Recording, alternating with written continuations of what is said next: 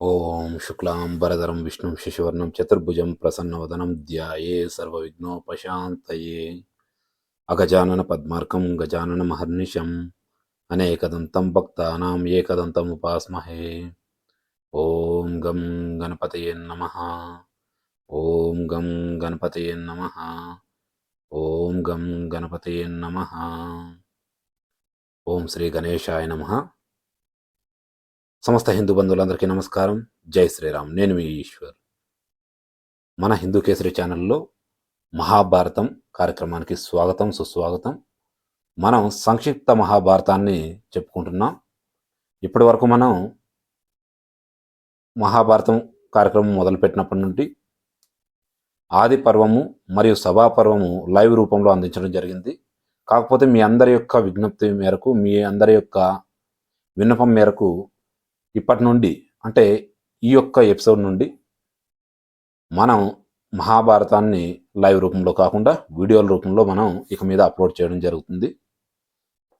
కాబట్టి అందరూ కూడా ఈ అంశాన్ని గమనించాలని కోరుకుంటున్నా.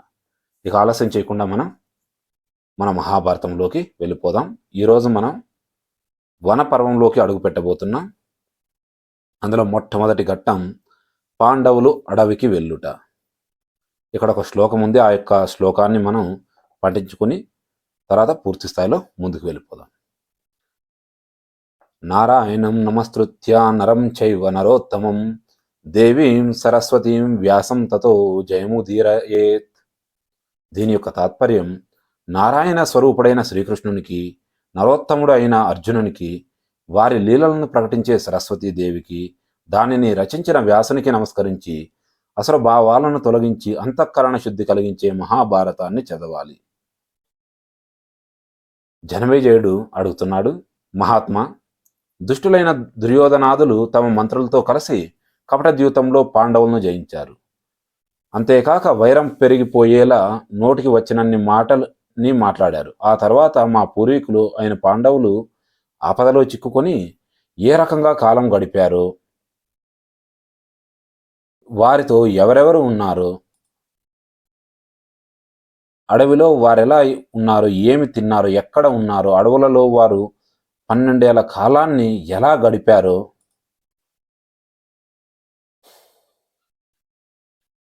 రాకుమారి ద్రౌపది ఈ వనవాస క్లేశాన్ని ఎలా సహించిందో ఇవన్నీ నాకు వివరంగా చెప్పి మనశ్శాంతి కలిగించండి అని అడిగాడు.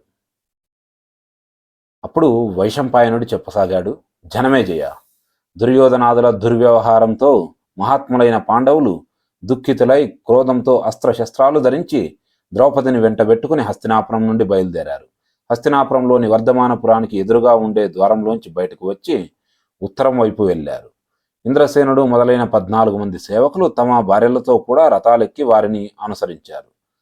హస్తినాపుర వాసులకు ఈ సంగతి తెలియగానే వారి దుఃఖానికి అంతులేకపోయింది. అందరూ వ్యాకులపాటుతో ఒకచోట చేరి నిర్భయంగా భీష్మ పితామహుని, ద్రోణాచార్యుని మొదలైన వారిని నిందించారు. వారు తమలో తాము, దుర్యోధనుడు శకుని సహాయంతో రాజ్యం వెళ్దామనుకుంటున్నాడు. ఇతని రాజ్యంలో మన కుటుంబాలు, ఇల్లు, వాకిళ్ళు, ప్రాచీన సదాచారాలు సురక్షితంగా ఉంటాయనే ఆశ లేదు. రాజు, అతని యొక్క సహాయకులు పాపులైతే వంశమర్యాదలు, ఆచారాలు, ధర్మార్థాలు ఎలా నిలుస్తాయి అవి నిలవనప్పుడు ఇక సుఖం మాత్రం ఎలా ఉంటుంది? దుర్యోధనుడు ఒకవైపు పెద్దలను ద్వేషిస్తున్నాడు, మరొక వైపు వంశమర్యాదలను, సజ్జనులైన బంధువులను కూడా వదిలేశాడు. ఇటువంటి దురాశాపరుడు, గర్వితుడు, క్రూరుడు అయిన వాని పాలనలో ఈ రాజ్యం సర్వనాశనం అవడం నిశ్చయం. రండి, మనం కూడా మనకు ఇష్టలైన పాండవుల వద్దకే వెళ్ళుదాం. వారు దయాపరులు, జితేంద్రియులు, కీర్తిమంతులు, ధర్మాత్ములు అనుకొని ఆలోచించుకుని అక్కడి నుండి పాండవుల వద్దకు వెళ్ళి వినయంగా, మహాత్ములారా, మమ్మల్ని హస్తినాపురంలో దుఃఖాలు అనుభవించమని మీరు మాత్రం ఎక్కడికి వెళ్ళిపోతున్నారు? మీరు ఎక్కడికి వెళ్ళితే మేము అక్కడికే వస్తాం. దుర్యోధనాదులు మిమ్మల్ని కపట ద్యూతంలో ఓడించి అడవుల పాలు చేశాడని విన్నప్పటి నుండి మాకు భయంగా ఉంది. మమ్మల్ని ఈ స్థితిలో వదిలి వెళ్ళడం ఉచితం కాదు. మేము మీ సేవకులం, ప్రీతిపాత్రులం, హితైషులం. దుర్యోధనుని దుష్టపాలనలో మేము సర్వనాశనం కాకూడదు. దుష్టులతో కలిసి ఉంటే కలిగే అనర్థాలు, సజ్జనులతో కలిసి ఉంటే కలిగే లాభాలు మీకు తెలిసినవే. పరిమళంతో కూడిన పూలతో కలిసి నీళ్లు, నువ్వులు, పరిసరాలు పరిమిత పరిమళ భరితమైనట్లే మంచి చెడుల కలయికను అనుసరించి మంచి చెడులు కలుగుతూ ఉంటాయి. దుష్టుల సావాసం వల్ల మోహం, సత్పురుషుల సావాసం వల్ల ధర్మం వృద్ధి చెందుతాయి. కనుక బుద్ధిమంతులు, జ్ఞానులు, వృద్ధులు, దయాళులు, శాంతులు, జితేంద్రియులు, తాపసులు అయిన వారి సాంగత్యమే చేయాలి. కులీనులు, విద్వాంసులు, ధర్మపరాయణులు అయిన వారి యొక్క సేవ, సాంగత్యము, శాస్త్రాలు, వేదాలు అధ్యయనం చేయడం కంటే మించినది. పాపులను దర్శించిన, వారిని స్పృశించిన, వారితో మాటలాడిన, వారితో కలిసి కూర్చున్న ధర్మం, సదాచారం నాశనం అవడమే కాకుండా గౌరవం బదులు అవమానం కలుగుతుంది. నీచుల సావాసం వల్ల మనుషుల బుద్ధి నాశనం అవుతుంది. సత్పురుష సాంగత్యం వలన అదే ఉన్నతి పొందుతుంది. ప్రపంచంలో గుప్తంగా చరించే శ్రేష్ఠులైన మహాత్ములు మనిషి యొక్క అభ్యుదయాన్ని, శ్రేయసాలకు ఏ గుణాలు అవసరమని చెప్పారో, లోకంలో వేదోక్తమైన ఆచరణలు ఏవి అవసరమో అవి అన్నీ మీలో ఉన్నాయి. కాబట్టి మీతోనే కలిసి మేము జీవిస్తాం, అందులోనే మాకు మేలు ఉంది అని విన్నవించుకున్నారు. అప్పుడు వారి మాటలు విని ధర్మజుడు అంటే ధర్మరాజు ఇలా అంటున్నాడు: పూజ్యులైన ఆదరణీయులైన బ్రాహ్మణాది ప్రజలారా, వాస్తవానికి మాలో ఏ గుణాలు లేకపోయినా మా మీది స్నేహం వలన, దయ వలన మీకు మాలో గుణాలు కనిపించడం, వాటిని పొగడటం మా అదృష్టం. మీరు ప్రేమతో, దయతో మా మాటలను మన్నించాలని నేను, నా తమ్ముళ్ళు కోరుకుంటున్నాం. ఇప్పుడు హస్తినాపురంలో పితామహుడు భీష్ముడు, ధృతరాష్ట్ర మహారాజు, విదురుడు, మా తల్లులు కుంతి, గాంధారి, ఇంకా అనేకులు దగ్గరి బంధువులు, స్నేహితులు అందరూ అక్కడే ఉన్నారు. మీకు మా యందు దుఃఖం కలిగినట్లుగానే వారికి కూడా మనసులలో చాలా దుఃఖం, గొప్ప వేదన ఉన్నాయి. మీరు మా సంతోషం కోసం అక్కడికి తిరిగి వెళ్ళండి. వారి ఆలనా పాలన చూస్తూ ఉండండి. మీరు చాలా దూరం వచ్చారు, ఇక ముందుకు రావద్దు. నేను మీకు అప్పగించిన నా స్వజనులను, బంధువులను ప్రేమగా చూసుకోండి. నా మనసులో ఉన్న యథార్థాన్ని మీతో చెబుతున్నాను. వారిని రక్షించడమే నాకు అన్నిటికంటే పెద్ద పని. మీరు అలా చేస్తే నాకు చాలా సంతోషం కలుగుతుంది. పైగా అదే నాకు మీరు చేసే సత్కారంగా భావిస్తాను అని చెప్పాడు. ధర్మరాజు ఈ మాటలు అంటున్నప్పుడు ప్రజలందరూ కాతర స్వరంతో అయ్యో అయ్యో అని విలపించారు. పాండవుల గుణాలను, స్వభావాలను స్మరించుకున్న వారి యొక్క వ్యాకులపాటుకి అంతు లేకపోయింది. ఇష్టం లేకపోయినా పాండవుల పట్టు మీద వెనక్కి వచ్చారు. పురజనులు తిరిగి వెళ్ళాక పాండవులు రథాలు ఎక్కి గంగా తీరంలోని ప్రమాణం అనే పెద్ద గొప్ప మర్రి చెట్టును చేరుకున్నారు. అప్పటికి సంధ్యాకాలం అయింది. అక్కడ వారు ముఖాలు, చేతులు కడుక్కుని నీళ్లు మాత్రం త్రాగి ఆ రాత్రి గడిపారు. ఆ సమయంలో ఎంతోమంది బ్రాహ్మణులు వాత్సల్యంతో పాండవుల దగ్గరకు వచ్చారు. వారిలో నిత్యాగ్నిహోత్రులు అయిన బ్రాహ్మణులు కూడా ఉన్నారు. వారి మధ్యలో కూర్చుని పాండవులు రకరకాల చర్చలు చేస్తూ ఆ రాత్రి గడిపారు. ఇది ఈ యొక్క ఘట్టం. ఇప్పుడు మనం మరో ఘట్టంలోకి అడుగు పెట్టబోతున్నాం. ఆ యొక్క ఘట్టం పేరు బ్రాహ్మణ యుధిష్ఠిర సంవాదము, శౌనకుని ఉపదేశం. వైశంపాయనుడు చెప్తున్నాడు: జనమేజయ, రాత్రి గడిచి తెల్లవారింది. పాండవులు కాలకృత్యాలు తీర్చుకున్నారు. వారు అడవిలోకి బయలుదేరే ముందు యుధిష్ఠిరుడు బ్రాహ్మణులతో, మహాత్ములారా, ఇప్పుడు మా సంపద, రాజ్యం సమస్తాన్ని శత్రువులు లాగివేసుకున్నారు. మేము కందమూలాలు తింటూ అడవులలో ఉండటానికే వెళ్తున్నాం. అడవులలో అనేక కష్టాలు, విఘ్నాలు ఎదురవుతాయి. మీరు వానినన్నిటినీ భరించలేరు. కాబట్టి మీకు ఇష్టమైన స్థలాలకు వెళ్ళండి అనగానే బ్రాహ్మణులు వెంటనే, రాజా, మీ మీది ప్రేమ కారణంగానే మేము మీతో ఉండాలనుకుంటున్నాం. దయచేసి మమ్మల్ని ఉండనివ్వండి. మమ్మల్ని పోషించాలనే చింత మీకు ఏమాత్రం వద్దు. మా భోజనం ఏర్పాట్లు మేము చూసుకుంటాం. మీతో పాటు అడవిలో ఉంటాం. అక్కడ మా ఇష్టదైవాలను మేము ఆరాధిస్తాం. జపాలు, పూజలు చేస్తాం. దాని వలన మీకు శుభాలు కలుగుతాయి. మీకు చక్కని కథలు వినిపిస్తూ సుఖంగా అడవులలో తిరుగుతాం అని చెప్పారు. దానికి ధర్మరాజు, మహాత్ములారా, మీరు చెప్పినది బాగానే ఉంది. నేను సర్వదా బ్రాహ్మణుల మధ్యనే ఉండాలని కోరుకుంటాను. కానీ ఇప్పుడు నా దగ్గర ధనం లేదు. నిష్ప్రయోజకుడని మీ భోజనం సంగతి మీరు చూసుకుంటానంటే నేను ఎలా చూస్తూ సహించగలను? అయ్యో, నా వలన మీకు ఎంత కష్టం వచ్చింది అని వాపోయాడు. ధర్మరాజు ఈ రీతిగా శోకిస్తూ నేల మీద కూర్చుండిపోగానే ఆత్మజ్ఞాని అయిన శౌనకుడు అతనితో, అజ్ఞానులకు ప్రతిదినం వందల కొద్ది, వేల కొద్ది శోకభయ కారణాల సమయం ఎదురవుతూ ఉంటుంది. జ్ఞానులకు అలా కాదు. మీ వంటి సత్పురుషులు ఇటువంటి సమయాలలో కర్మబంధాలలో చిక్కుకోకూడదు. వారు ఎప్పుడూ ముక్తులే. నీ చిత్తవృత్తి యమని యమాది అష్టాంగ యోగాలలో పుష్టిగా ఉన్నది. శృతి స్మృతి జ్ఞానం ఉంది. నీ వంటి నిశ్చల బుద్ధి కల వారికి సంపదలు పోవడం వలన కానీ, అన్న వస్త్రాలు దొరకపోవడం వలన కానీ, ఘోరాతి ఘోరమైన విపత్తులు వచ్చినప్పుడు కానీ దుఃఖం కలగదు. ఏ శారీరక మానసిక దుఃఖాలు కూడా అతనిని ప్రభావితం చేయలేవు. జనక మహారాజు ఈ ప్రపంచం శారీరక మానసిక దుఃఖాలతో పీడింపబడడం చూసి దానిని శాంతింపజేయడానికి ఇలా చెప్పాడు. అతడు చెప్పిన మాటలు విను. రోగం, దుఃఖదాయకమైన వస్తువులను స్పృశించడం, అధిక పరిశ్రమ, కోరిన వస్తువు పొందలేకపోవడం, ఈ 4 శారీరక దుఃఖాలకు కారణాలు. ఇవి నిమిత్తంగా మనసుకు చింత కలుగుతుంది. మానసిక దుఃఖమే శారీరక దుఃఖం యొక్క రూపాన్ని సంతరించుకుంటుంది. వేడిగా ఉన్న ఇనుపగుండును కుండ నీటిలో ముంచితే ఆ నీరు కూడా వేడెక్కుతుంది. అలాగే మానసిక బాధతో శరీరం కూడా విలవిలలాడుతుంది. కాబట్టి నీటితో నిప్పును చల్లార్చినట్లుగా జ్ఞానంతో మనసును శాంతింపజేయాలి. మనసులో దుఃఖం నశిస్తే శరీర బాధ కూడా పోతుంది. మనసుకు దుఃఖం కలగడానికి స్నేహమే కారణం. స్నేహమే అంటే ఇక్కడ సంఘం అని కూడా ఒక వాక్యం ఉంది. సంఘం కారణంగానే మనుషులు విషయాసక్తులు అవుతారు. అనేక రకాల దుఃఖాలను అనుభవిస్తారు. సంఘం కారణంగానే దుఃఖం, భయం, శోకం వంటి వికారాలు కలుగుతాయి. సంఘం కారణంగానే విషయాల యొక్క ఉనికి అనుభవంలోకి వస్తుంది.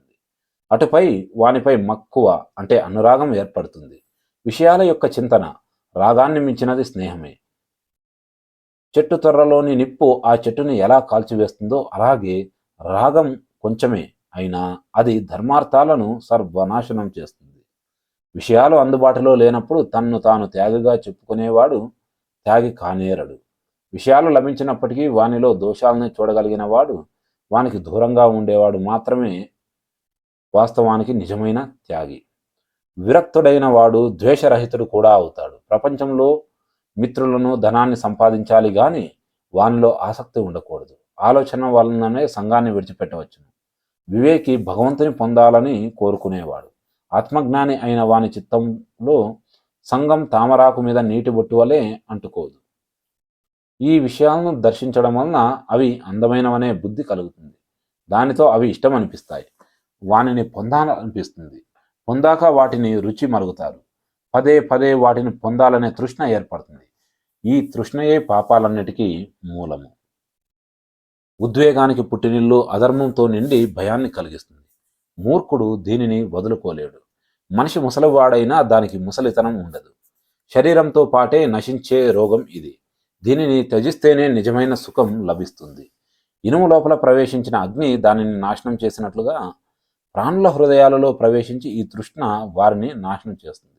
కానీ స్వయంగా తాను ఎన్నడూ నశించదు. ఇంధనం తనలోని నిప్పు చేతనే తగలబడిపోయినట్లుగా లోభి తనలోని లోభగుణం వల్లనే నాశనం అవుతాడు. ప్రాణుల తలలపై మృత్యుభయం సర్వదా ఎక్కి కూర్చున్నట్లే ధనవంతునికి రాజు, జలం, అగ్ని, చోరుడు, కుటుంబం వీరి యొక్క భయం ఎప్పుడూ ఉంటుంది. ఆకాశంలో పక్షులు, భూమిపై క్రూర జంతువులు, నీటిలో చేపలు మొదలైనవి మాంసముక్కను తినివేసినట్లే ధనవంతుని ధనాన్ని కూడా అందరూ ఇతరులు కూడా అనుభవిస్తూ ఉంటారు. మూర్ఖుల సంగతి అలా ఉంచు. గొప్ప గొప్ప బుద్ధిమంతులకు కూడా ధనం అనర్థాలకు కారణమే. వారు ధనంతో సిద్ధించే ఫలాల కోసమే కర్మలలో చిక్కుకుంటారు. తమకు శుభాలను ఇచ్చే కర్మలలో మాత్రం అసమర్థులవుతారు. అన్ని రకాల ధనం కూడా లోభం, మోహం, పిసినారితనం, గర్వం, భయం, ఉద్వేగం అన్నిటినీ వృద్ధి చేస్తుంది. ధనాన్ని సంపాదించడంలోనూ, దాచడంలోనూ, ఖర్చు చేయడంలోనూ కూడా మిక్కిలి దుఃఖాన్ని భరించవలసి వస్తుంది. ధనం ఒకని వద్ద పోగుపడిందంటే అది పెంచుకుంటున్న శత్రువుతో సమానం. దానిని వదిలిపెట్టడం కూడా కష్టమే.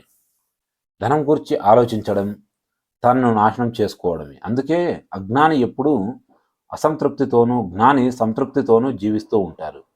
ధనదాహం ఎప్పటికీ చల్లారదు. దాని యందు వైముఖ్యమే పరమసుఖం. నిజమైన సంతోషమే పరమశాంతి. ధర్మరాజా, యవ్వనం, సౌందర్యం, జీవితం, రత్నరాశులు, ఐశ్వర్యం, ఇష్ట పదార్థాలు, వ్యక్తులతో సమాగమం అన్నీ అనిత్యాలే. బుద్ధిమంతుడు ఎన్నడూ వీటిని కోరుకోడు. కాబట్టి అన్ని రకాలైన సంపాదనలు, పరిగ్రహాలు వదిలిపెట్టేయాలి. వదిలిపెట్టడానికి ఎంత కష్టమైనా ఆనందంగా ఆ కష్టాన్ని భరించు. ఇదే ఉచితమైనది. ఇంతవరకు ప్రపంచంలో సంపాదించిన వాడు ఎవ్వడు కూడా తన సంపాదనతో సుఖం పొందలేకపోయాడు. కాబట్టి దొరికిన వస్తువుతోనే సంతృష్టి చెందే మనుష్యుని ధర్మాత్ములు ప్రశంసిస్తూ ఉంటారు. ధర్మము ఆచరించడానికి సంపాదించాలని కోరుకోవడం కంటే సంపాదించకపోవడమే ఉత్తమం. అడుసు తొక్కడం ఎందుకు, కాళ్ళు కడగడం ఎందుకు ధర్మరాజా? కాబట్టి నీవు ఏ వస్తువును కూడా ఆశించవద్దు. నీవు నీ ధర్మానికి నిశ్చలంగా కట్టుబడి ఉండాలనుకుంటే ధనవాంఛను సర్వదా విడిచిపెట్టు అని బోధించాడు. అప్పుడు యుధిష్ఠిరుడు, బ్రాహ్మణోత్తమ, నేను అనుభవించడానికి ధనం కోరడం లేదు. బ్రాహ్మణులను పోషించడానికి మాత్రమే కావాలనుకున్నాను. నా మనసులో ధనం పట్ల కొద్దిగా కూడా వ్యామోహం లేదు.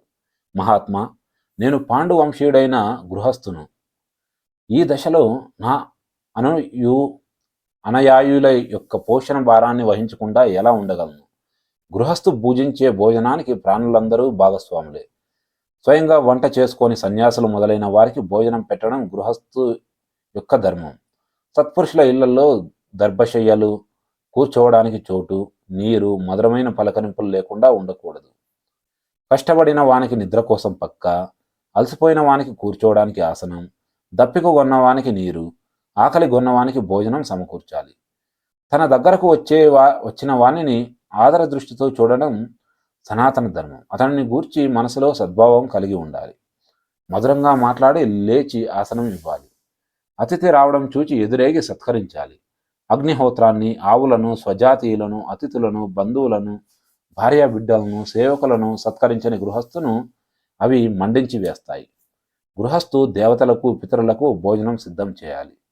దానిని వారికి నివేదించకుండా తాను ఉపయోగించకూడదు. కుక్కలకు, చండాలులకు, పక్షులకు కూడా తీసిపెట్టాలి. దీనిని బలివైశ్వ దేవకర్మ అంటారు. బలివైశ్వ దేవం చేశాక ఇతరులకు పెట్టి తింటే అది అమృత భోజనం అవుతుంది. అతిథిని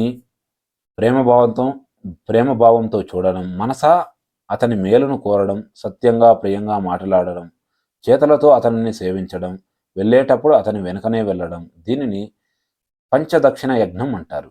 ఎవరైనా తెలియని వ్యక్తి మార్గంలో అలసిపోయి ఎదురుపడినట్లయితే అతనికి ప్రేమగా అన్నపానాలు ఇవ్వడం మహాపుణ్యకార్యం. గృహస్థాశ్రమంలో ఉన్నవాడు ఇలా వ్యవహరించితే అతడు తన ధర్మాన్ని పాలించిన వాడవుతాడు. మా వంటి గృహస్థులకు దీనికంటే భిన్నమైన ధర్మాన్ని ఎలా ఉపదేశిస్తారు మీరు అని అడిగాడు.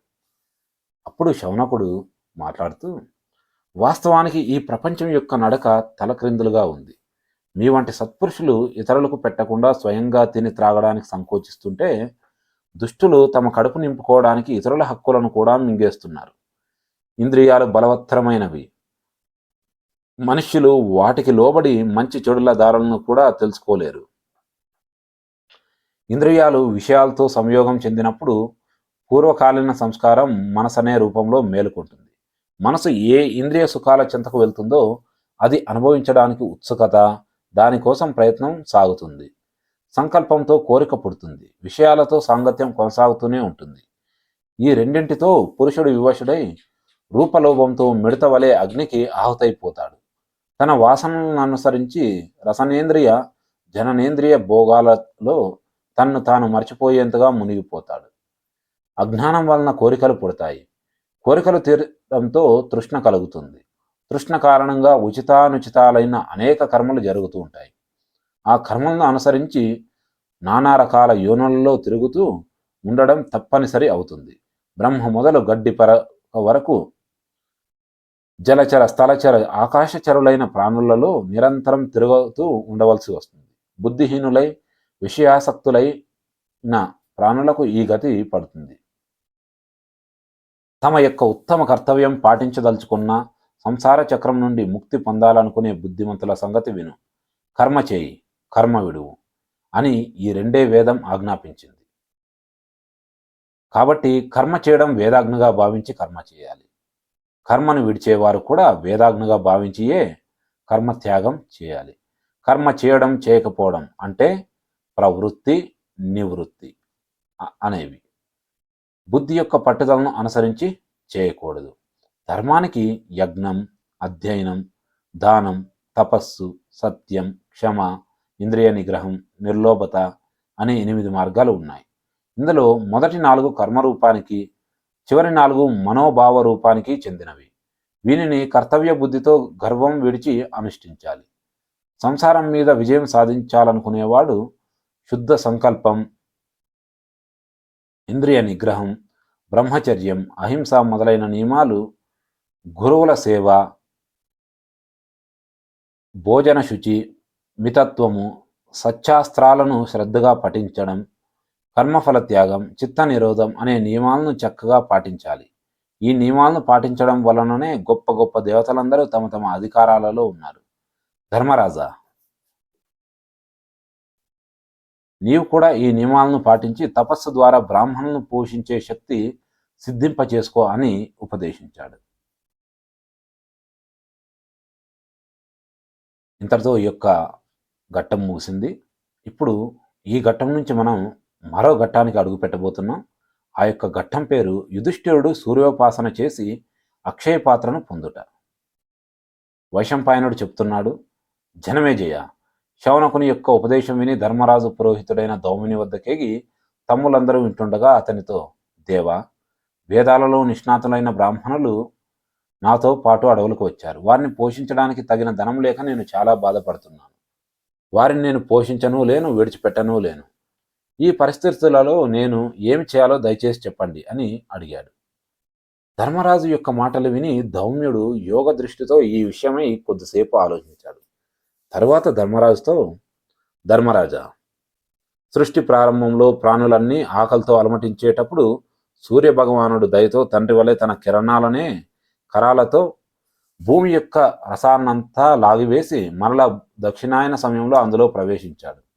ఈ విధంగా అతడు క్షేత్రాన్ని సిద్ధం చేయగా చంద్రుడు దానిలో ఔషధుల బీజాలను వేశాడు. అవే ఫలించి అన్నంగా ఉత్పత్తి చెందింది. ఆ అన్నంతోనే ప్రాణులన్నీ తమ ఆకలిని తీర్చుకున్నాయి. ధర్మరాజా, దీని అర్థం ఏమిటంటే సూర్యుని యొక్క దయ వలన అన్నం పుడుతోంది. సూర్యుడే సమస్త ప్రాణులను రక్షిస్తున్నాడు. అతడే అందరికీ తండ్రి. కాబట్టి నీవు అతన్ని శరణుజొచ్చి అతని దయ వలన బ్రాహ్మణులను పోషించు అని ఉపాయం చెప్పాడు. అదేవిధంగా సూర్యారాధన ఎలా చేయాలో చెబుతూ దౌమ్యుడు, నేను సూర్యుని అష్టోత్తర శతనామాలు చెబుతాను, సావధానంగా విను అని అష్టోత్తర శతనామాలను చెప్పడం ప్రారంభించాడు. ఆ యొక్క నామాలను ఇప్పుడు నేను ఇక్కడ మీకు చెప్పబోతున్నా. వాటన్నింటిని కూడా మీరంతా శ్రద్ధగా విని మరోసారి మననం చేసుకోవాలని నేనైతే కోరుతున్నా. ఇక మనం సూర్యదేవుడి యొక్క అష్టోత్తర శతనామాల గురించి మనం తెలుసుకుందాం. సూర్య, అర్యమ, భగ, త్వష్ట, పూష, అర్క,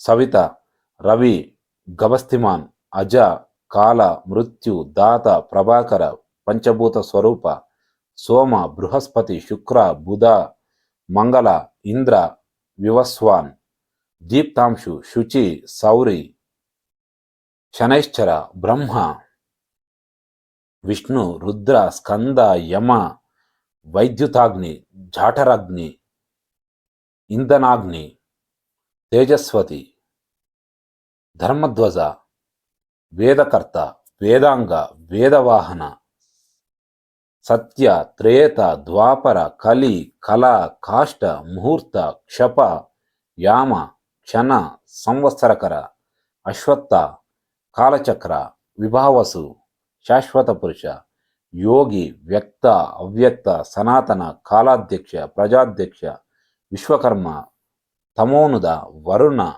సాగర, అంశ, జీమూత, జీవన, అరిహో, భూతాశ్రేయ, భూతపతి, సర్వలోక నమస్కృత, స్రష్ట, సంవర్తక వాహిని, సర్వాది, అలోలుప,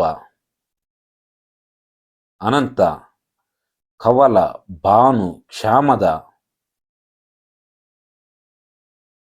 కామద, సర్వతోకముఖ, శయ, విశాల, వరద, సర్వధాతు నిషేచిత, మన, సువర్ణ, భూతాది, శీఘ్రగ, ప్రాణధారక, ధన్వంతరి, ధూమకేతు, ఆదిదేవ, అదితిపుత్ర, ద్వాదశాత్మ, అరవిందాక్ష, మాతృపితృ పితామహ స్వరూప, స్వర్గద్వార, ప్రజాద్వార, మోక్షద్వార, త్రివిష్టవ, దేహకర్త, ప్రశాంతాత్మ, విశ్వాత్మ, విశ్వతోముఖ, చరచరాత్మ, సూక్ష్మాత్మ, మైత్రేయ, కరుణాన్విత అనే 180 నామాలు అమిత తేజుడు, స్తుతింపదగినవాడు అయిన సూర్యుని యొక్క నామాలు.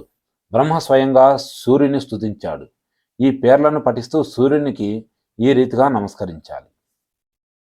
సమస్త దేవతలు, పితరులు, యక్షులు సేవించునట్టి, అసురులు, రాక్షసులు, సిద్ధులు నమస్కరించునట్టి, పుటం పెట్టబడిన బంగారంతో అగ్నితో సమానమైన కాంతి కలిగినట్టి సూర్యభగవాను నా హితం కోరి నమస్కరిస్తున్నాను.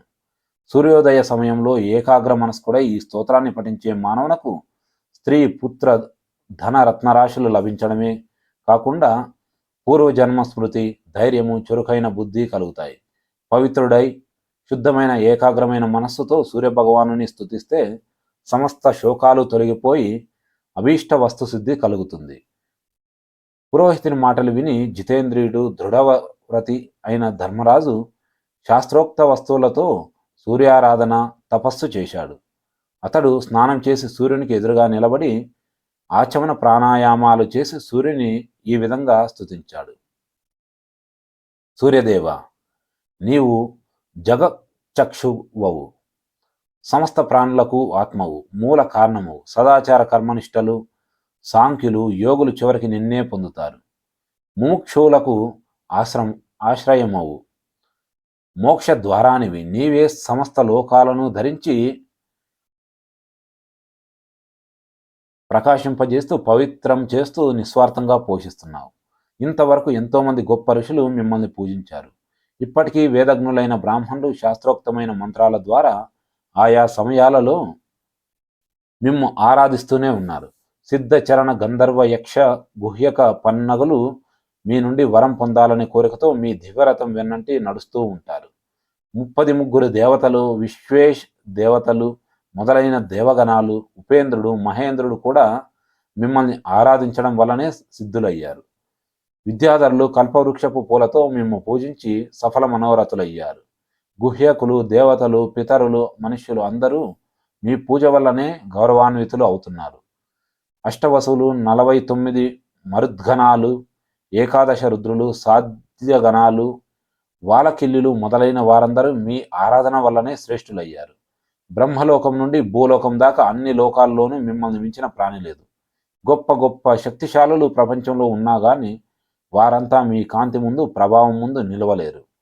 జ్యోతిర్మయ పదార్థాలన్నీ నీలోనివే. జ్యోతి స్వరూపుడవు, సత్యం, సత్వం మొదలైన అన్ని సాత్విక గుణాలు మీలోనే ఉన్నాయి. అసురుల గర్వాన్ని అణచివేసే విష్ణువు యొక్క చక్రం నీ అంశతోనే నిర్మించబడింది. మీరు గ్రీష్మ ఋతువులో మీ కిరణాల ద్వారా సమస్త ఔషధులను, రసాలను, ప్రాణుల యొక్క తేజస్సును లాగివేసి తిరిగి వర్షాకాలంలో ప్రసాదిస్తారు. వర్షాకాలంలో మీ కిరణాలనే తప్పింపజేస్తూ, మండింపజేస్తూ, గర్జిస్తూ ఉంటాయి. అవే మెరుపులుగా మెరుస్తాయి, మేఘాలై వర్షిస్తాయి. శీతాకాలంలో వణికిపోయే మనుషులకు అగ్ని వలన కానీ, దుప్పట్లు, కంబళ్ళ వలన కానీ లభించని సుఖం మీ కిరణాల వలననే లభిస్తుంది. మీ కాంతి భూమి మీది 13 ద్వీపాలను ప్రకాశింపజేస్తుంది. ఎవరి సహాయం లేకుండానే ముల్లోకాలకు మేలు చేకూరుస్తూ ఉంటారు. మీ ఉదయమే లేకపోతే సమస్త జగత్తు అంధకారమయమే. ఎవరు కూడా ధర్మార్థ కామ సంబంధమైన పనులు చేయలేరు. బ్రాహ్మణాది ద్విజుల యొక్క సంస్కారం, యజ్ఞం, మంత్రాలు, తపస్సు, వర్ణాశ్రమోచిత కర్మలు మీ దయ వలననే జరుగుతున్నాయి. 1000 యుగాలు బ్రహ్మకు ఒక దినం. దానికి ఆద్యంతాలు కల్పించేవాడు నీవే. మనువు, మనుపుత్రులు, జగత్తు, మనుష్యులు, మన్వంతరాలు, బ్రహ్మ మొదలగు సమర్థులకు కూడా నీవే స్వామివి. ప్రళయకాలంలో నీ క్రోధం వలననే సంవర్తకాగ్ని పుట్టి ముల్లోకాలను దహించి తిరిగి నీలో లీనమైపోతుంది. మీ కిరణాల వల్లనే రంగు రంగుల ఇంద్రధనస్సు, మేఘాలు, మెరుపులు పుడుతున్నాయి, నశిస్తున్నాయి. 12 రూపాలతో ద్వాదశాదిత్యుల పేర్లతో ప్రసిద్ధి చెందినది మీరే. ప్రళయకాలంలో సమస్త సముద్రాల నీటిని మీ కిరణాల ద్వారా శోషింపజేస్తారు. ఇంద్ర, విష్ణు, రుద్ర, ప్రజాపతి, అగ్ని, సూక్ష్మ మనస్సు, ప్రభువు, శాశ్వత బ్రహ్మ మొదలైనవన్నీ మీ నామములే.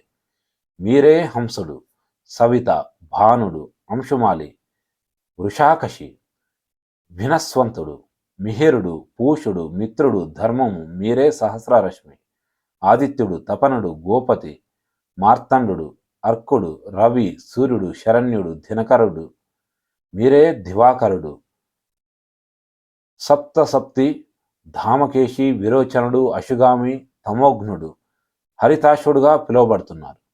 సప్తమి లేదా షష్ఠి తిథి నాడు భక్తి శ్రద్ధలతో మీ పూజ చేసి నిరహంకారుడైన వానికి లక్ష్మీ ప్రాప్తి కలుగుతుంది. అనన్య చిత్తంతో మీ పూజలు నమస్కారాలు చేసిన వానిని ఆది వ్యాధి విపత్తులు బాధించవు. మీ భక్తులు ఏ రోగములు లేనివారై పాపయుక్తులై సుఖంగా చిరకాలం జీవిస్తారు. అన్నదాత, నేను శ్రద్ధతో అందరికీ అన్నం పెట్టి ఆతిథ్యం ఇవ్వాలనుకుంటున్నాను. నాకు అన్నం కావాలి, మీరు దయచేసి నా కోరిక తీర్చండి.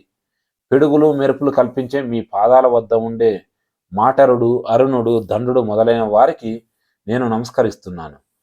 శుభ, మైత్రి, అన్యం భూత మాతలకు కూడా నేను ప్రణమిల్లుతున్నాను. వారు శరణాగతుడైన నన్ను రక్షింతుదురుగాక అని ప్రార్థించాడు. ధర్మరాజు ఈ రీతిగా భువన భాస్కరుడైన అంశమాలిని స్తుతించగా అతడు ప్రసన్నుడై అగ్నివలే దేదీప్యమానమైన శుభరూపంతో అతనికి దర్శనమిచ్చి, యుధిష్ఠిరా, నీ కోరిక సిద్ధించుగాక. నీకు 12 ఏళ్ల పాటు అన్నదానం చేస్తున్నాను. చూడు, ఈ రాగి పాత్రను ఇస్తున్నాను.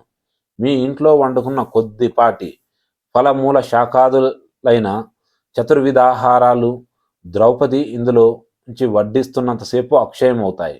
నేటి నుండి 14వ సంవత్సరంలో నీకు రాజ్యం లభిస్తుంది అని చెప్పి పాత్ర ఇచ్చి అంతర్ధానమయ్యాడు. ఇంద్రియ నిగ్రహంతో ఏకాగ్రతతో ఏదైనా కోరుకొని ఈ స్తోత్రాన్ని పఠించితే సూర్యభగవానుడు అతని కోరికను తీరుస్తాడు. దీనిని పదే పదే విన్నా, ధారణ చేసిన వారి వారి కోరికలు అనుసరించి పుత్రులు, ధనము, విద్య మొదలైనవి లభిస్తాయి. స్త్రీ పురుషులలో ఎవరైనా సరే 2 సమయాల్లోనూ దీనిని పఠిస్తే ఘోరాతి ఘోరమైన సంకటాల నుండి విముక్తి కలుగుతుంది. ఈ స్తుతి బ్రహ్మ నుండి ఇంద్రునికి, ఇంద్రుని నుండి నారదునికి, నారదుని నుండి దౌమ్యునికి, దౌమ్యుని నుండి యుధిష్ఠిరునికి ప్రాప్తించింది.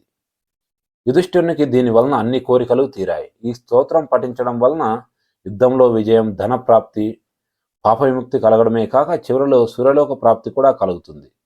జనమేజయ, ఈ రీతిగా ధర్మరాజు సూర్యభగవానుని వలన వరం పొందాడు. అనంతరం నీటి నుండి బయటకు వచ్చి దౌమ్యునికి నమస్కరించి తమ్ములను ఆలింగనం చేసుకున్నాడు. ఆ పాత్రను ద్రౌపదికి ఇచ్చాడు. వంట సిద్ధమైంది. కొద్దిగా వండినప్పటికీ పాత్ర ప్రభావం వలన వృద్ధి చెందుతూ అక్షయం అవుతోంది. దాని ద్వారానే యుధిష్ఠిరుడు బ్రాహ్మణులకు అన్నం పెడుతున్నాడు. బ్రాహ్మణులు తిన్నాక తమ్ములకు పెట్టి యజ్ఞంలో మిగిలిన అమృతం వంటి అన్నాన్ని తాను తింటున్నాడు. అతని తర్వాత ద్రౌపది తింటోంది. అంతటితో ఆ పాత్రలోని అన్నం అయిపోతుంది. ఈ రీతిగా ధర్మరాజు అక్షయ పాత్రను పొంది బ్రాహ్మణుల కోరికను తీర్చాడు. పర్వదినాలలో యజ్ఞాలు జరుగుతున్నాయి. ఈ రీతిగా కొన్ని రోజులు గడిచాక అందరితో అతడు కామ్యక వనానికి బయలుదేరాడు. ఇది ఈ యొక్క ఘట్టం. ఇంతటితో మనం ఈరోజు మహాభారతం కార్యక్రమాన్ని మనం ముగించి మళ్ళీ రేపటి మన మహాభారతం కార్యక్రమంలో మనం మళ్ళీ కలుసుకుందాం. అంతవరకు సెలవు. నమస్కారం. జై శ్రీరామ్. భారత్ మాతాకి జై.